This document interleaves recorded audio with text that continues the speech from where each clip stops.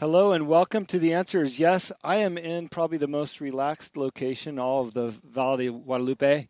I would want it to be a secret because I don't want a bunch of people to come here and ruin it, but that would impede our business here. And I am at El Corcho Rosa, and I'm with Sitara, Perez. How are you?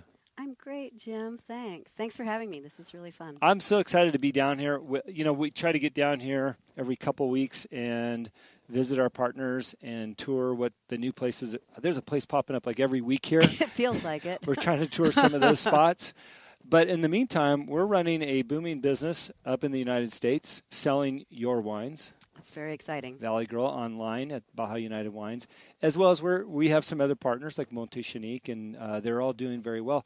And the thing that I encounter the most is people absolutely love your label and your art, and then they open the bottle up and taste their wine, and they're like, what's the deal? What's the deal? Right? So I thought what would be great is if I could come down here and interview you for The Answer is Yes and have you tell your story to our listeners, and they can get it straight from you instead of me because you tell it so much better. Great. So sounds fantastic. How about we just start from the beginning? I know you've told me a couple times how you wound up down here, but I would love to hear from you. What prompted you to come down, and what were those beginning days like? Well, Jim, actually, I am of Mexican-American heritage. My grandmother was born in Mexico, so I have roots here. I have family, and I've always felt very connected to my Mexican heritage. Yeah. Before I lived here, I lived in Central and South America for 13 years. And the point when I decided it was time to move to Mexico, actually, and to this place, is because my dad got sick. Mm-hmm. And he lives in Arizona, and I went to take care of him, and then I didn't want to move far away from my family. Since I have aging parents, I felt an obligation to be close to them. Right. And Mexico just seemed full circle. It was perfect. And when I found this wine valley right over the border, I don't know, I fell in love. I knew right away this is where I wanted to be. So what's interesting about that is, how many years ago was that? So I moved here in 2012. 2012. May. So, we're looking at 6 years or so right now. This valley, like I just mentioned, changes almost every day, like literally. It's crazy. What did it look like when you came through here? Because I think one day, maybe my kids will listen to this podcast and go, there's no way the valley looked like that. What did it look like when you first came down here? Well, there were no signs.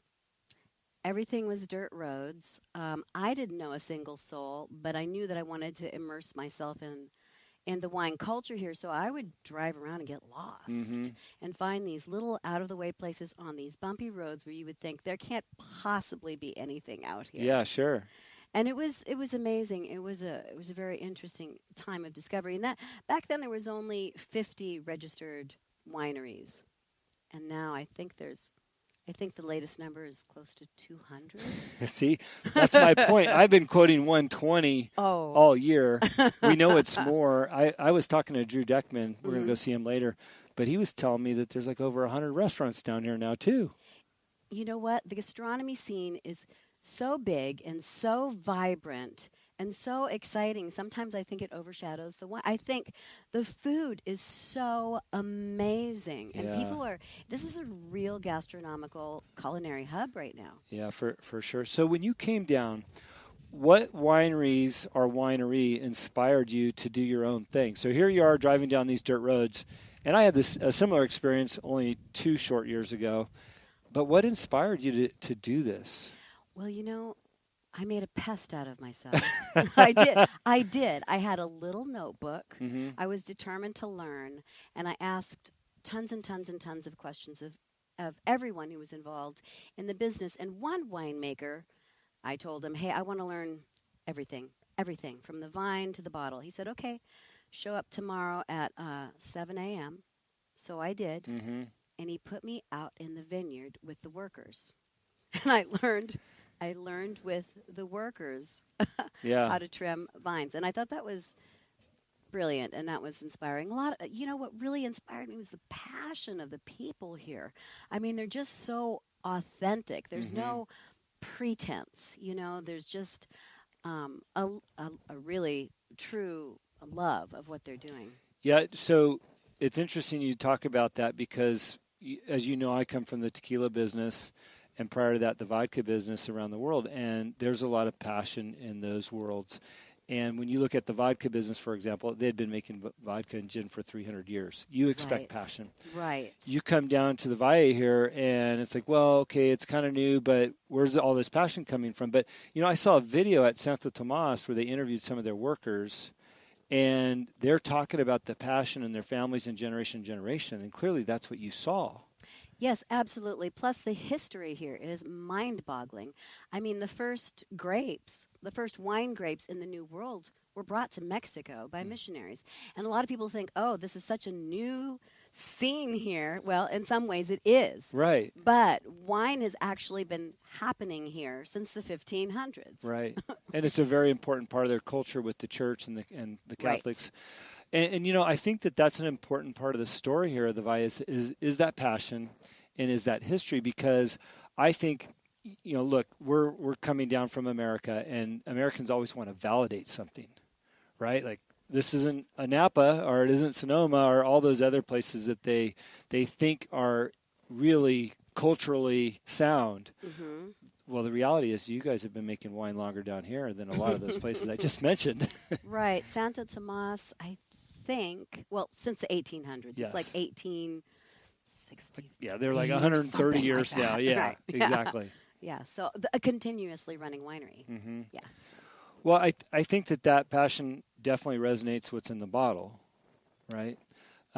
So here you are. You've decided you're going to do this. You've become a pest. You've spent some time in the fields, which, by the way, is a great idea, right? He probably thought, oh, we'll see how committed she is. Exactly. It was a test. Yeah. So where'd you go from there? You started learning and asking a lot of questions. Well, I found out that there is a little winemaking school here. Mm-hmm.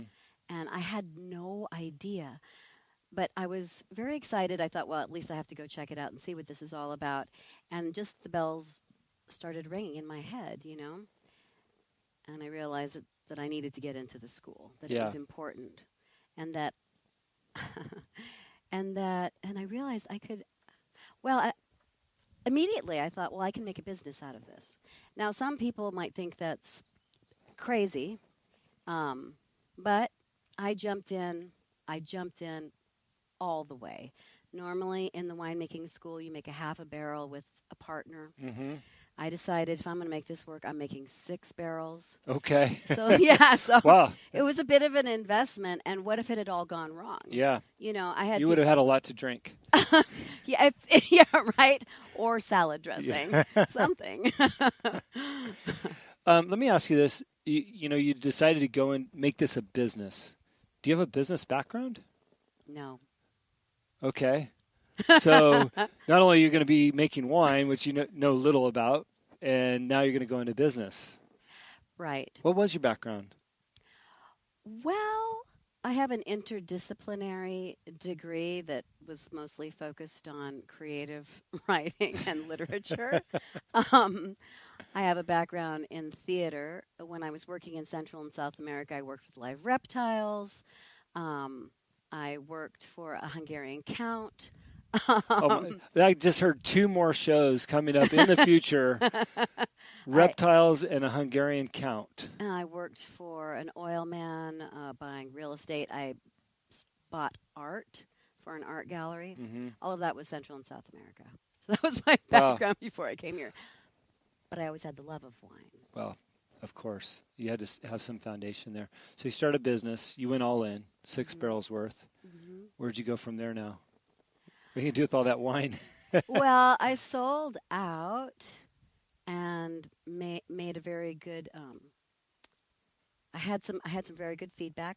I was at a trade show with my 2012 wines, and a wine writer critic walked by, took some notes, and then gave me 91 points, which nobody was more surprised than I was. I was like, wow. Wow. Nobody was more surprised.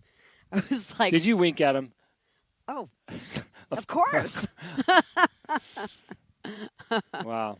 So, I'm just fascinated by your ability to jump all in. And, if obviously you said you sold out and you got 91 points.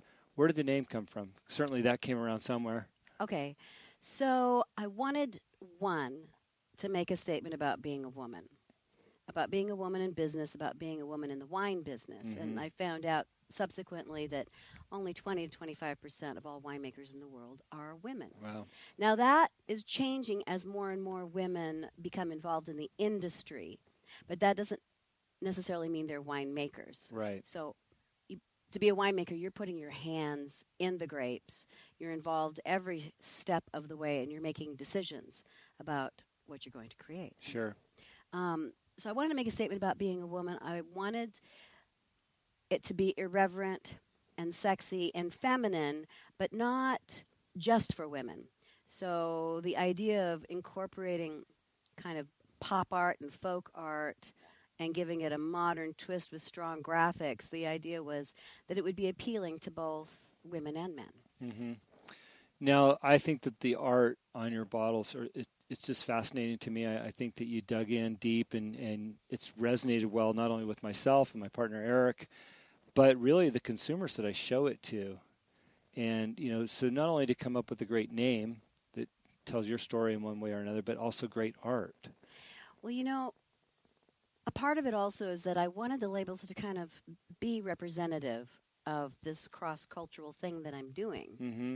So I was born in the United States. I'm blonde, but I have roots in Mexico. So I wanted that to sort of be reflected as well, So the labels, every label tells a story. Every single label has a story behind it. Wow. So let's divert from the business side and your growth, and let's talk about some of those stories. Let's talk about some of your varietals and those labels and what that story is. Well, one of my favorites is the Three Sisters line. I'm one of three girls in my family, and every time I tell the story, I meet so many men and women who have three sisters. Okay. Or three daughters or something like that. But anyway, so I made a wine for each of us. La Consentida means the pampered girl. La Traviesa means the mischievous girl. And La Atrevida means the bold girl. Then I decided I needed to honor girlfriends as well. Mm-hmm. So I created two wines under one label, La Chula, which means pretty girl, because you can never have too many girlfriends. Well, I would say I agree with that, but I don't think my wife would like that too much. But I will tell you, I did box up some of that yesterday that was sold online up in the United States. So clearly that resonated. Yay. We also have La Vaquera. La Vaquera means cowgirl, and I like to tell people that not only is it an homage to the very strong equestrian community that exists here in Valle de Guadalupe, but it's also an homage to badass babes everywhere. Love it. Love it. Last but not least, we have La Dama Tatuada, which means a tattooed lady. I've got ink. Most of my girlfriends have ink. And the actual pinup on the label is a tattoo. It's a real tattoo on the arm of my designer. He got it in Ensenada. And when I saw it on his arm, I said, we're putting that on a wine bottle. And when you blow her up, she has some of my tattoos, right, and some of his. I love it. That's one of the labels, and the wine is fantastic, by the way. But it's one of the labels that have always resonated with me when I see it. When I see it on a shelf, when I see it on our website, and I just love that you've come up with that. And I think all your wines and your labels are a great tribute to women. And if you can, as a listener, look at the website, because you tell your story on there, but you also talk about the wines and the stories behind each one. There's a lot more depth written about each one too, and the symbolism that you have. Right. Yeah, it's I think we've experimented a lot. We've done a lot of refining, and I think that we have we're really starting to develop a good message that we want to put out there, because that's part of it too. Sure. Is to be a positive influence, and for to have a good message. Yeah. And what's the feedback you've gotten on that? Because I know what I've seen in the U.S., but what are you hearing from people on that message? And you know what? People love it.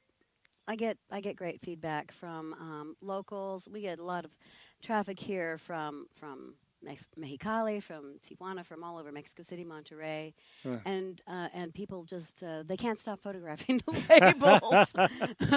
Well, that says something.